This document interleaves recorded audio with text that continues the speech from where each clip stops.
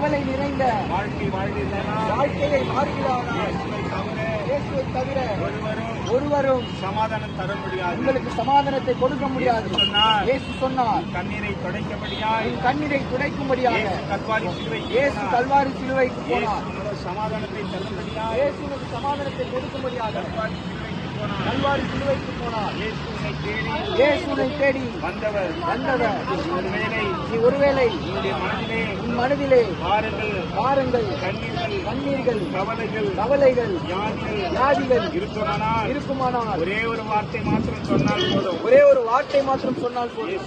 இயேசுவே என்னை தொட்டு சுகமாக்குங்க. நீங்கள் சுகமாக்குங்க. இயேசுவே எனக்கு சமாதானத்தை தாங்க. இயேசுவே என் கண்ணீரை துடைங்க. என் கண்ணீர்களை துடைங்க. இயேசுவே இத்தனை ஆண்டுகளாக நான் வாழ்ந்து கொண்டிருக்கிறேன். ஆனால் என்னுடைய வாழ்க்கையிலே சமாதானம் இல்லை, சந்தோஷம் இல்லை. துக்கத்தோடு வாழ்ந்து கொண்டிருக்கிறேன். என் துக்கத்தை யாரிடத்தில் சொல்லுவேன்?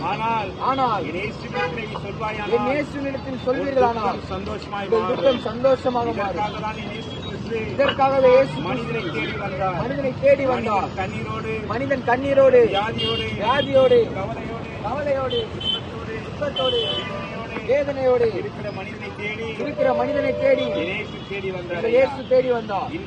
இன்றைக்கும் இயேசு நன்றில் நீங்கள் வருவீர்களானால் உங்கள் கண்ணீர்கள் துடைக்கப்படும், உங்கள் வியாதிகள் நீக்கப்படும், உங்கள் கஷ்டங்கள் நீக்கப்படும்.